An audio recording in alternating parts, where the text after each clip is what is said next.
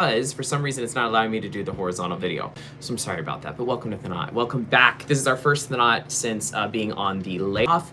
If you're new here, hi, my name is Nick Cartell. I play Jean Valjean on the national tour of Les Mis, and I take this opportunity to give you kind of a behind the scenes look about what is happening here at the show and what we do, and while also talking to all the experts that work backstage, so give you all out there an education about what goes on back here. So I'm very, very excited tonight to have our production stage manager, Ryan Gardner, with us. This is truly like the captain of the ship. This is the man that kind of makes everything work, from calling cues to making schedules to doing all the things that we do. Amanda, hello.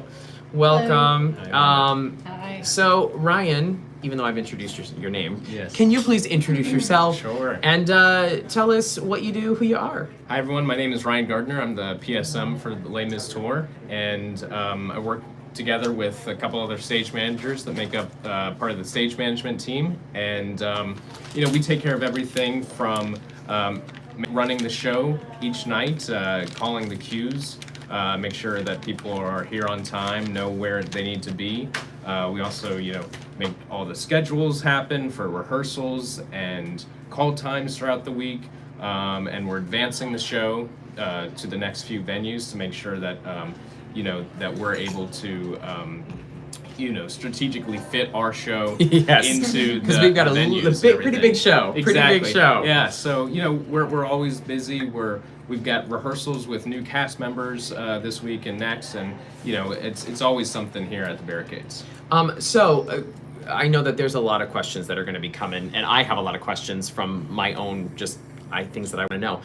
How did you get your start in stage management? Let's start there. Great. Going all the way back to, elementary school and high school, I went to a K through 12 school, so we had a really nice arts program, and I had a great mentor that I worked with, Mr. Scott, and he... Hello, Mr. Scott. Hello, Mr. Shout out. Scott. Shout out. Yeah, exactly. So I was able to kind of learn under him from a younger age and was really excited about things on the technical side of theater, behind the scenes, and really was able to get involved with productions. But we also, did sound and lighting for athletic events and things like that. Oh, So cool. it wasn't Okay. just in the theater. So I had a passion for just a lot of behind the scenes and the technology of production from an early age. And then went to Boston College.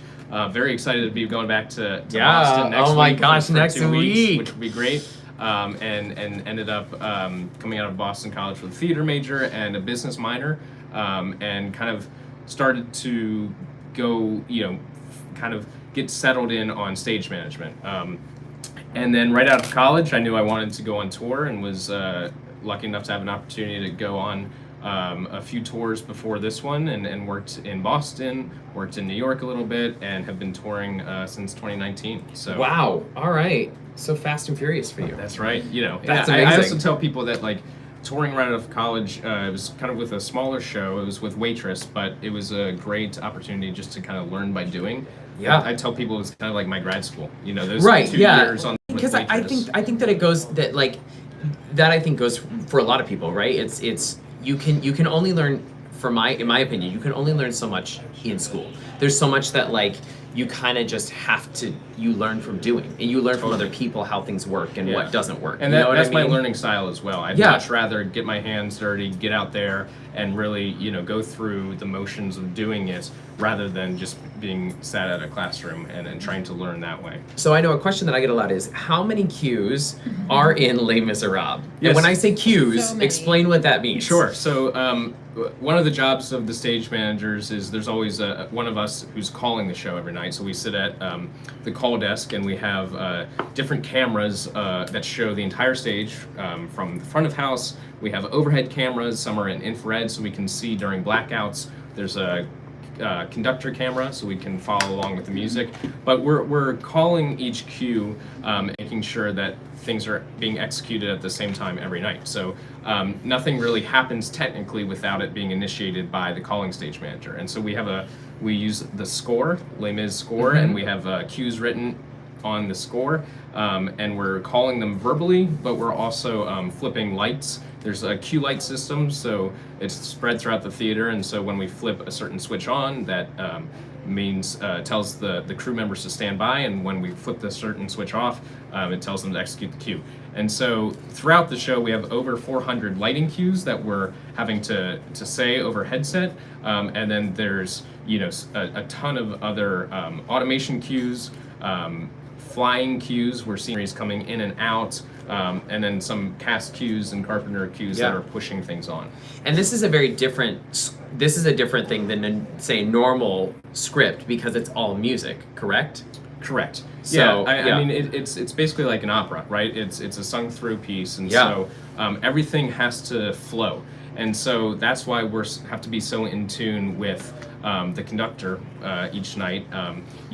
We're taking a cue on the upbeat so that the light lands on the downbeat, and we're anticipating 4 bars ahead to start the automation so that the towers close with the swell of the music. And so we're really having to make those creative experiences happen every night in the same spot. So if you're just joining us, I'm seeing a few questions. If you're just joining us, we are on the national tour of Les Miserables. So we're currently up in Ottawa, Canada, and from here we head to Boston. And so I'm talking to our stage manager, Ryan Gardner, our production stage manager.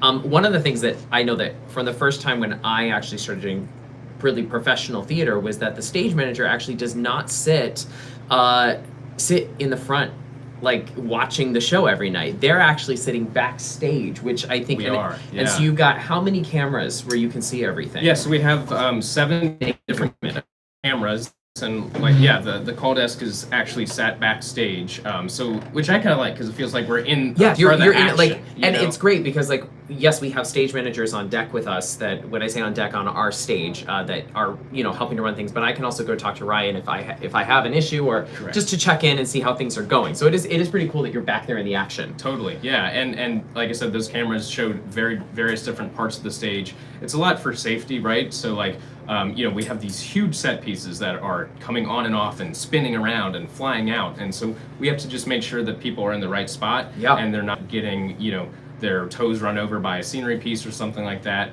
We have to wait for a certain cue to complete before we can initiate the next cue, so that things don't get caught up. It's kind of like a domino effect. If one thing gets off, then things have to be adjusted. So we're always keeping our head up, watching the show, taking it in organically as it's happened. Right. What do you think is now that we've talked through all the cues and everything, what do you think is one of the hardest parts of being a stage manager? You're having to balance a lot of things at the same time, right? So there's some nights where I'm having to call the show and focus on making sure everything's safe and happening in an artistic way, but then someone might have an injury or get sick during the middle of the show, and we have to do a mid-show swap out, and we have to swap a swing who is off stage, have to get them into hair and makeup and costumes and get them on stage as the show is still going on, right? We can't just stop and just have our 15 minutes and get things settled. So it's a lot of taking in a lot of information at the same time, processing and making those decisions very quickly in whatever is going to make sense for that show that night. Yeah, very cool. And okay, so I saw this question: what is your favorite scene in Les Mis, or scene or song to call every night? Yeah, I think the going out of ABC Cafe into People Song and then into Rue Plumet. That big transition is one of my personal favorites because we're kind of inside the ABC Cafe. Our big sliders that kind of slide around the stage and rotate are on the inside side, and so the ABC Cafe kind of just dissolves into thin air. The sliders rotate and go off stage. We bring the big staircase unit downstage, and then the entire cast exits, and we then bring on the Rue Plumet gate, and it's just such a complicated but uplifting transition, and then we just kind of settle into the beautiful, peaceful Rue Plumet. The thing that I love is that this version of the show, right? We've done away, if you've seen Les Miserables before, we've done away with that big turntable that was in the 80s and 90s and early 2000s. But now they've added all these projections, but at the same time they've added these elements that make it feel like you are watching a movie. It's so cinematic, and the way that the lighting just works, it is really, really cool. And there's not, I really can't think of many times in the show, except for at the end of Act 1 and at the end of Act 2, where we go to a complete blackout. Yeah, it's not like never we're do. blacking out the show, doing a change, and then lights Lights up. You're Everything watching it is happen in front of your face. Totally. Oh my gosh, it is really thrilling. So what is your, because I know that like you don't necessarily get a day off, right?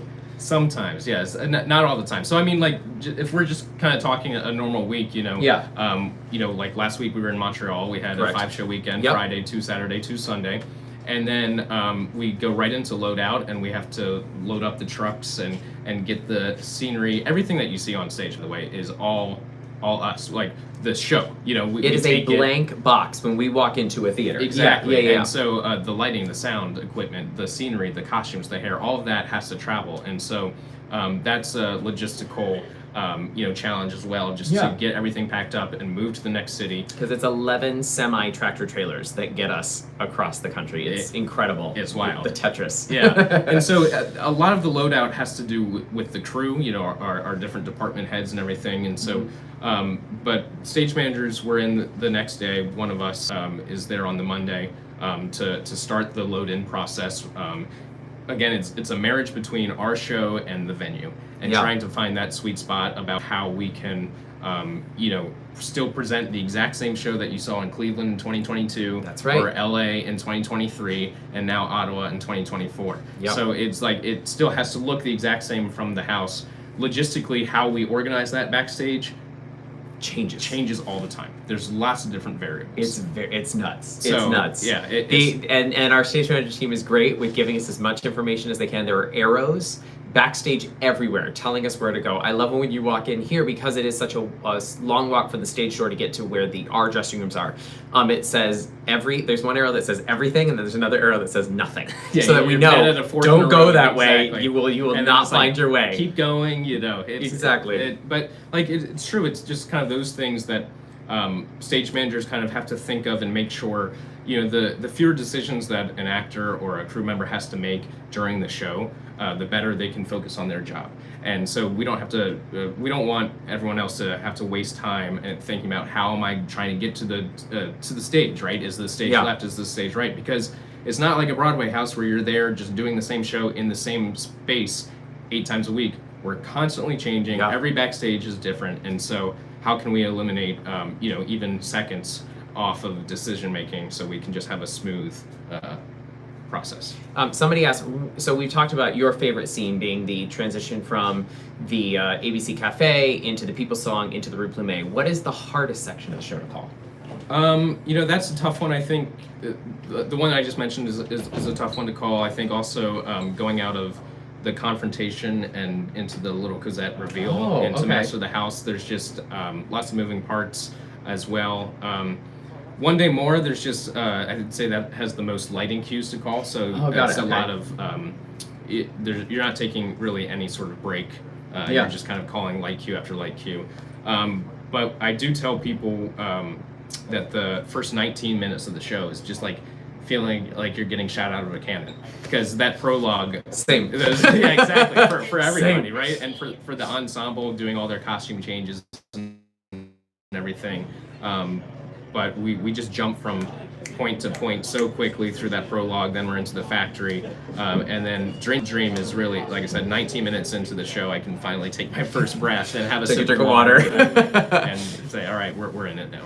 So somebody asked me a question: have I ever had to leave mid-show for being sick? And yes, it happens. We try not to make it. We don't want it to happen ever, but it does happen sometimes where, I think that I'm good to go, and then I obviously can't continue with the show. In those instances, what, I guess, is it as stressful for you as it is for like me having to make that decision?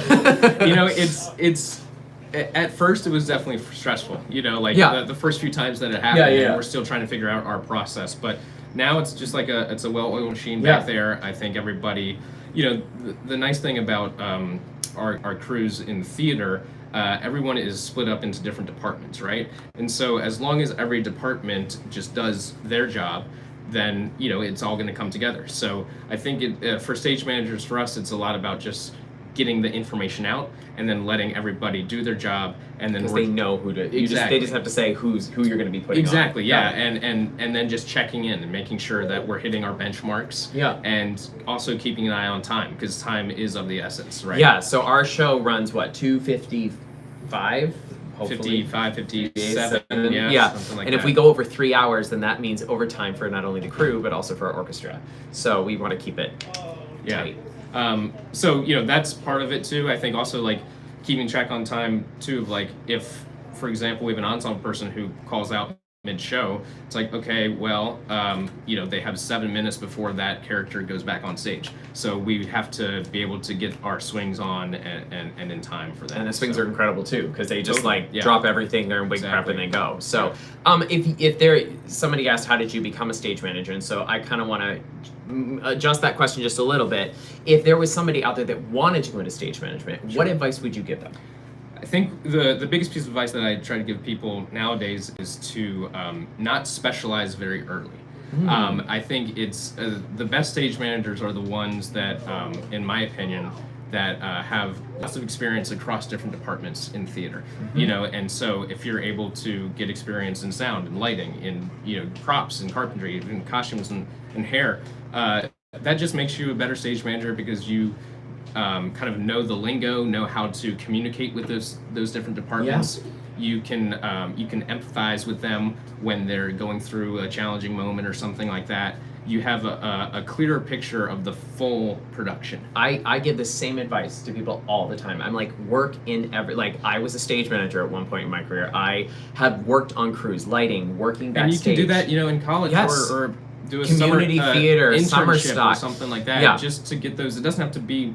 You don't have to go out on the road and be a stage manager and a head carpenter and a wardrobe person. You can get that, throughout your education, and then closer to the end, you can start to specialize and realize, that I think it's about education of the whole self. It makes you appreciate, like you were saying, it makes you appreciate what everybody goes through. Totally. And you understand, you go, I know how hard you are working harder than I am to make sure that this show is running every night. Our crew comes in, Ryan is here, our stage management team comes in an hour and a half before the show. We don't have to be here until 30 minutes before a show starts. So they're making sure that everything that's out on that stage is being checked and safe.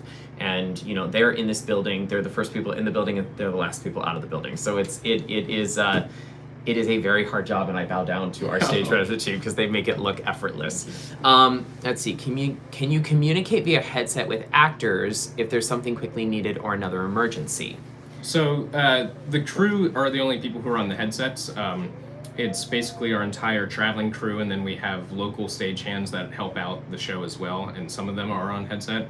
If we need to get in touch with actors, we have a microphone that we can page to the backstage area. So we use that to call out half hour, 15, and places calls. But if we need to put someone on mid-show, or if we just need to talk to somebody, we can just get on the page and communicate that way. So cool.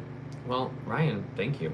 This is awesome. Thank you for talking to us tonight. Absolutely. And then, so one of the things that I always tell people is that if there is a situation where they're really into, they really want to be a stage manager, is there a world in which they can contact tours that are coming in to possibly sit backstage?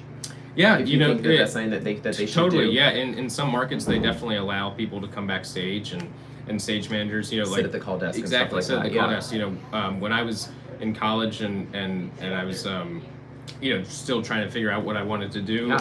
I reached out to a few stage managers, and they let me come and shadow the show as well.